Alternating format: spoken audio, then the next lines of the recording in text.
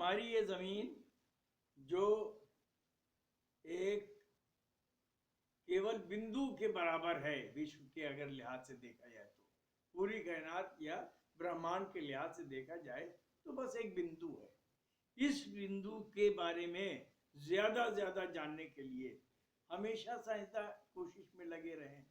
आखिरकार सारांश में और मुख्तसर में फ़िलहाल ये बताना है कि जो ये बादल नुमा या सफ़ेद चादर नुमा धबैले जो गैस के कण, धूल के कण आसमान में दिखाई देते हैं, वही एक तरह से बुनियाद हैं अपनी ज़मीन बनने के लिए। और ज़मीन तो जो बनी वो तो अलग मैटर है, एक अलग विषय है कि जनाब एक सूरज था और सूरज खुद एक सितारा है और वहाँ पर एक दूसरा सितारा आया, उसने वहाँ से एक तरह से पुल किया, खींचा, एक तूफानी या लहर वाली कैफियत पैदा हुई और उसमें प्लैनेट्स और ग्रह बने और ग्रह से वो पता ये चला कि वो तो सोलर सिस्टम हो गए या सूर्य के वंश हो गए। इसी तरह से कहकशा या आकाश गंगा, उसमें नए अनगिनत सोलर सिस्टम है, सूर्य के वंश है। ये सब तो लामहदूद है, टाइम और स्पेस इससे परे है, रवा दवा है, कहाँ से है ये और कहाँ जा रही है किसी को नहीं मालूम। हाँ, ये ज़रूर है कि तरह तरह के अभियान होते रहते हैं। कभी चांद के ऊपर आदमी कदम रखता है, कभी मंगल ग्रह की ओर मंगलयान भेजता है। इसी तरह से ज़मीन के बारे में जानने के लिए तरह तरह के अभियान होते हैं। जैसे हमारे प्रोफेसर डॉक्टर ज़हूर कासिम साहब की सरकर्दगी में, रहनुमाई में अंटार्कटिका वगैरह का अभियान गया, जो बर्फ़ की टोपी आप कह सकते हैं, क्योंकि साउथ पोल, नॉर्थ पोल दोनों ही एक तरह से बर्फ़ से ढके हैं। वहाँ भी मिनरल्स हैं, खनिज पदार्थ हैं, वहाँ भी तेल है, ऑयल है। इसके लिए वहाँ भी अभियान किया गया। कहने का मतलब ये है कि सबसे पहले किसी भी अभियान के करने के लिए एक जियोलॉजिकल सर्वे होता है, ज़मीन का सर्वेक्षण, यानी सरसरी निगाह से देखना कि जो पत्थर और ठोस किस्म की चीज़ें नज़र आ रही हैं ये क्या है।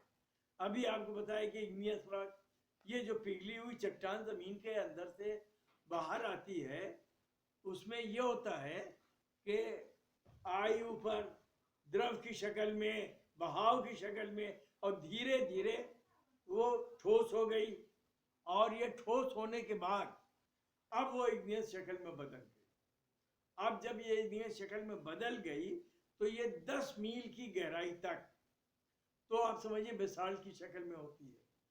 10 मील की गहराई तक ये ग्रेनाइट की शक्ल में होती है और 25 से 30 मीटर की गहराई तक ये बेसाल्ट की शक्ल में होती है।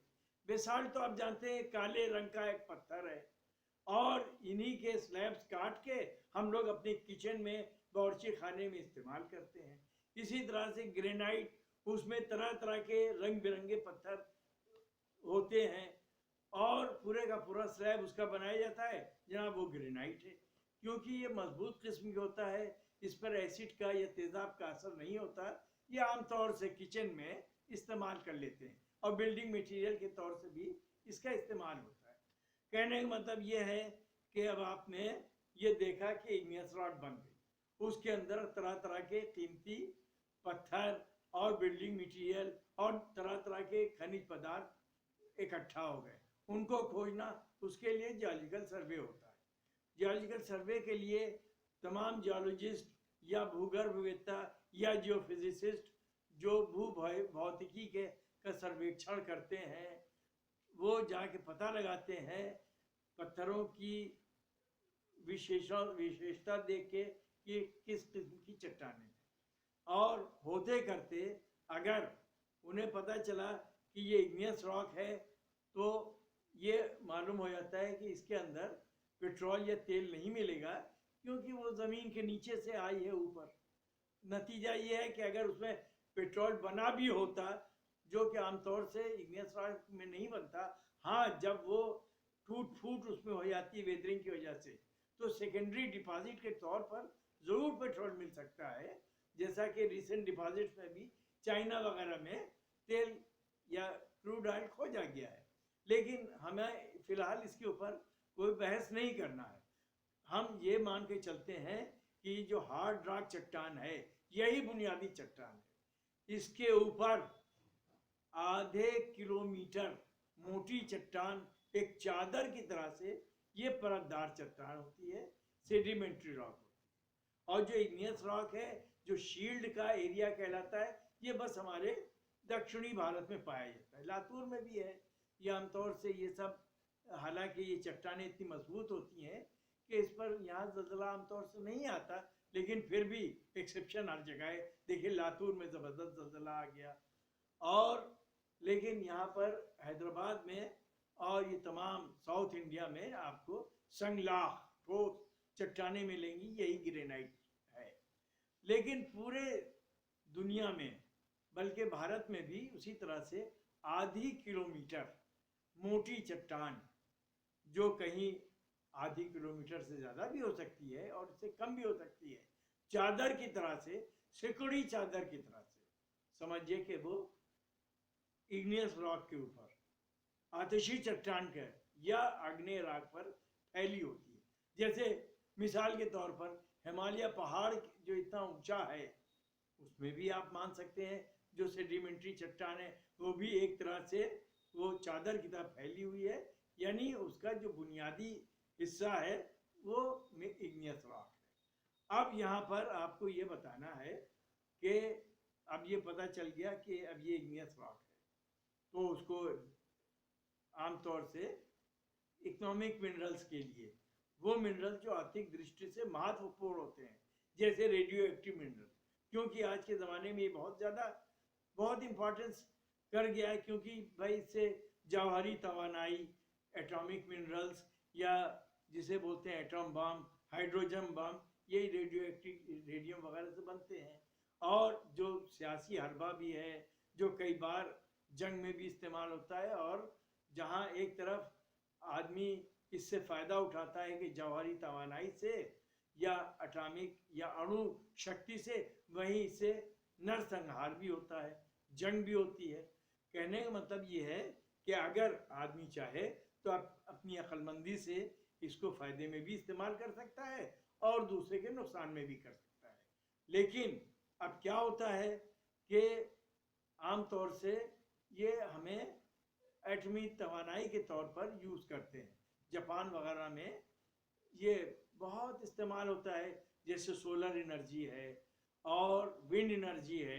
इसी तरह से पेट्रोल या ये रेडियो एक्टिव मिनरल, ये सब तवानाई या ऊर्जा की शक्ल में इस्तेमाल होते हैं। अपने भारत में बल्कि विश्व में पेट्रोल जो है आमतौर से, या क्रूड ऑयल आमतौर से ज़िंदगी के हर शोबे में दाखिल है, चाहे वैक्सीन हो, चाहे मिट्टी का तेल हो, चाहे डीजल हो, या तो पेट भरने के लिए हम लोग खाने के इस्तेमाल में गैस का इस्तेमाल करते हैं, शिकम शेरी जिसे बोलते हैं, या ट्रांसपोर्टेशन के लिए जैसे एविएशन, अपना हवाई जहाज़ के ट्रांसपोर्टेशन, या डीजल जो ट्रकों में, कार वगैरह में गैस का इस्तेमाल होता है, पेट्रोल का इस्तेमाल होता है। लेकिन हाँ, ये यहाँ फ़िलहाल ये बात आपको और बता दें कि अब इसका ज़्यादा इस्तेमाल करना बहुत नुकसानदेह भी है। जैसे आप आइडियल रनिंग कर रहे हैं, किसी चौराहे पर आपने कार खड़ी की हुई है और स्टार्ट की हैसियत से, अब स्टार्ट की शक्ल में नतीजा ये है कि ज़्यादा से ज़्यादा गैस इमिट हो रही है, पेट्रोल की शक्ल में कार्बन डाइऑक्साइड निकल रही है। ये माहौल को कवर कर लेती है, एटमॉस्फेयर को कंबल की तरह से ढाक लेती है। नतीजा ये होता है कि एटमॉस्फेयर में कार्बन डाइऑक्साइड जो कंबल की तरह ढाकने पर जो गर्मी ज़मीन की है बाहर नहीं जाने देती। नतीजा उसका ये होता है कि ग्लोबल वार्मिंग होती है पैदा। ग्लोबल वार्मिंग, उससे बचाओ, ये कैसे क्या हो, ये एक अलग विषय हो गया। यहाँ फिलहाल हम लोग जियोलॉजिकल सर्वे के ऊपर बात कर रहे थे, जो हमारे तेल के या पेट्रोल के खोज में फायदेमंद होता है। सिर्फ जियोलॉजिकल सर्वे नहीं होता, बल्कि जियो भौतिकी सर्वे भी होता है। इसके लिए जो होता है सीज्मिक सर्वे, यानी आर्टिफिशियल जलजला पैदा करके ये सर्वे किया जाता है। ये क्या होता है कि वायर लाइन बिछाई जाती है 10-10 मीटर के फासले पर, वहाँ पर ये पोल गाड़ दिए जाते हैं, ज़मीन के नीचे धमाका किया जाता है, जियो फोन में उसकी तमाम रीडिंग आती है, और जो एनोमली होती है उससे पता चलता है कि यहाँ क्या तब्दीली है, क्या उसके अंदर क्या वजह है। मिसाल के तौर पर हर जगह तो जनाब 5 वैल्यू आ रही है, एकदम से कहीं 200 वैल्यू आ गई, इसका मतलब ये हुआ कि या तो वहाँ पर कोई द्रव है कि पेट्रोल है या ठोस है। कहने का मतलब ये कि जो नॉर्मल उसके बिहेवियर है ज़मीन का, उससे कुछ अलग हटके है, उससे ज़मीन के नीचे का पता चल जाता है कि इसके अंदर क्या चीज़ छिपा हुआ है। अब इसी तरह से स्ट्रक्चरल जियोलॉजी है, वो एंटीक्लाइन सिंक्लाइन। एंटीक्लाइन ये है जो उभरा हुआ हिस्सा है, नशेबो फराज जिसे बोलते हैं, टीले नुमा हिस्सा, वो तो जनाब एंटीक्लाइन है। और जो थाले नुमा हिस्सा है वो सिंक्लाइन है। अब जो पेट्रोल है वो एंटीक्लाइन में मिलेगा, यानी वो हिस्से में जो कि उभरा हुआ हिस्सा है, क्योंकि सबसे नीचे तो जनाब होता है पानी, उसके ऊपर तेल और सबसे ऊपर गैस। अब ये है कि ये परतदार चट्टान में मिलता है। ये हमें कैसे मालूम हुआ? जियोभौतिक सर्वे से भी, जियोलॉजिकल सर्वे से भी। उसके बाद इसको और देखते हैं कि कैसे मालूम किया जाए। उसके लिए होता है पैलेंटोलॉजिकल स्टडीज। पैलेंटोलॉजी माने होता है एंशिएंट लाइफ, पुराने ज़माने की, प्राचीन काल की ज़िंदगी। हम लोग तो जैसे प्राचीन काल की ज़िंदगी बोलते हैं तो सोचते हैं कि शायद आदमी का जब से सभ्यता शुरू हुई वही प्राचीन काल है। ऐसा नहीं है। प्राचीन काल का मतलब है कि कहीं करोड़ों वर्ष पहले, जैसे हमारी ज़मीन आप जानते हैं कि सिर्फ आप समझ सकते हैं कि 1 अरब 50 करोड़ साल पुरानी है। इसके अंदर चूंकि निर्जन थी, उस ज़माने का बिल्कुल लगता है कि उसका कोई ज़मीन का कोई काल ही नहीं था, कोई ज़माना ही नहीं था। यानी आप समझिए कि 1 अरब साल तो ऐसे ही निकल गया। सिर्फ 50 करोड़ साल की जिंदगी की तारीख हमें मिलती है, जो फॉसिल्स की वजह से हमें मालूम हुई। और ये फॉसिल यूनिसेलुलर एनिमल यानी काई और फफूंदी से शुरुआत हुई, अमीबा से शुरुआत हुई। अमीबा आमतौर से सब लोग जानते हैं, जैसे अमोबाइसिस हो जाती है बीमारी, वो यूनिसेलुलर एनिमल की वजह से होती है। उसी एमोबाइसिस की वजह से लोग परेशान होते हैं। लेकिन वही उसी खानदान का, जो अमीबा खानदान का या फैलम का ये जो फोरामिनिफेरा है, वो फायदेमंद होता है। उसकी तलाश करके हम तमाम परतदार चट्टानों में देख लेते हैं कि क्या माहौल है, उसकी उम्र क्या है, और हम लोग फोरामिनिफेरल स्टडी करते हैं।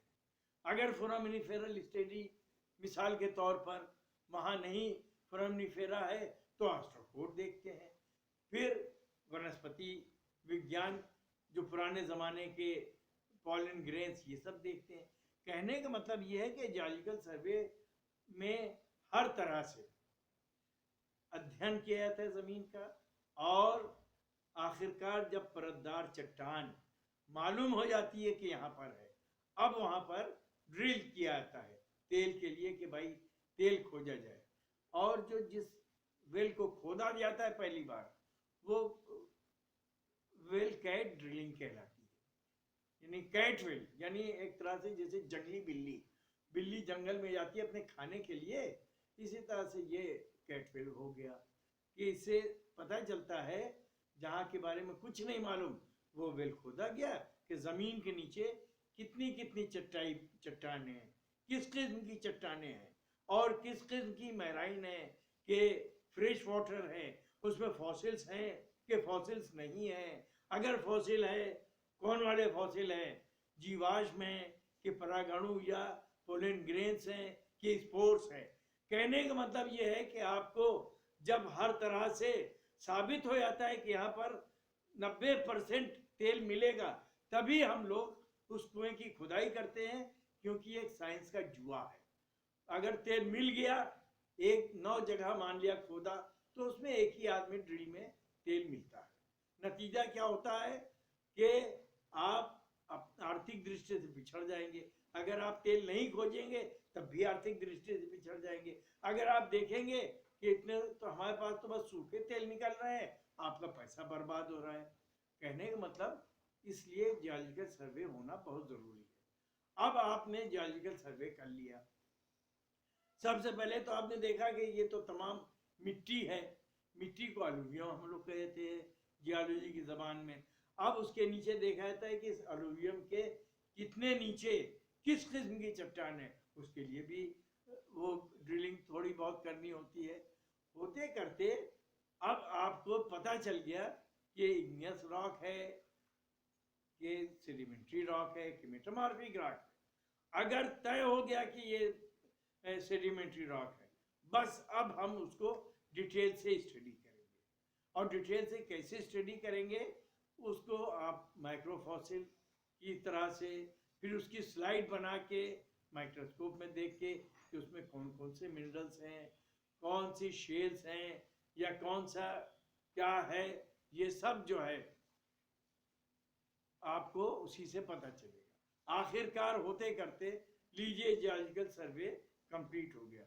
फिर तरह तरह के कोरिलेशन करके, तरह तरह के मिलान करके हम उसकी और स्टडी करेंगे, और नतीजा निकला अब एक यहाँ पर तेल के लिए कुआं खोदा जा सकता है, क्रूड ऑयल के लिए कुआं खोदा जा सकता है। यही वो तेल है जो हमारे श्रृंगार में भी काम आता है, यानी कॉस्मेटिक भी बनती है। यही वो तेल है जो हमारे ट्रांसपोर्टेशन उसमें भी काम आता है। कहने का मतलब ये है कि हमें जो इतनी मेहनत से तेल हम खोजते हैं उनका बेजा इस्तेमाल नहीं करना चाहिए। उनको चाहिए कि हम लोग जैसे आइडल रनिंग कर रहे हैं, वहाँ पर चौराहे पर कार को अपनी बंद कर देना चाहिए। या रसोई गैस में जब पूरी तरह से तैयारी हम लोग कर लें रसोई गैस की, तब उसके रसोई गैस को स्टार्ट करें हर किस्म की तैयारी के बाद, ताकि हम कम से कम फॉसिल फ्यूल को इस्तेमाल करें। नतीजा उससे ये होगा कि ग्लोबल वार्मिंग से बचेंगे। जो आपने देखा होगा कि जनाब जलवायु परिवर्तन हो गया, लोग कहेंगे लीजिए ग्लोबल वार्मिंग, साइंटिस्ट भी यही कहते हैं। ये आमतौर से हम लोगों का भी कसूर है। हम लोगों को चाहिए कि ज़्यादा से ज़्यादा उसी वक्त इस्तेमाल करें पेट्रोल को या ऐसी गैसों को जिसमें से कार्बन डाइऑक्साइड निकलती है, ताकि कम से कम कार्बन डाइऑक्साइड का अखराज हो निकले और ग्लोबल वार्मिंग से भी हम लोग बच सकें। कहने का मतलब ये है कि जहां एक तरफ तेल फायदेमंद है, नेमत है, वहीं दूसरी तरफ जहमत है ग्लोबल वार्मिंग की शक्ल में, फॉसिल फ्यूल स्पेशली। इसलिए हमें चाहिए कि सोलर एनर्जी, विंड एनर्जी और इसी तरह से ओशन टाइडल एनर्जी, ये सब का इस्तेमाल करें। और इसके ऊपर हम ये जानते हैं कि पहले हम लोग चूँकि पत्थर को, कीमती पत्थरों को ही बेस होता था, आर्थिक दृष्टि से सोना बहुत माना जाता था, तो पत्थरों की इसलिए इतनी अहमियत थी कि उसकी पूजा की जाती थी। ये तो आप लोग सब लोग जानते हैं। और हमें भी आज भी अपने तमाम संसाधनों का पूरी तरह से एहतियात के साथ इस्तेमाल करना चाहिए, क्योंकि ये तमाम चीज़ें एक दिन खत्म हो जाने वाली हैं। बहुत बहुत धन्यवाद।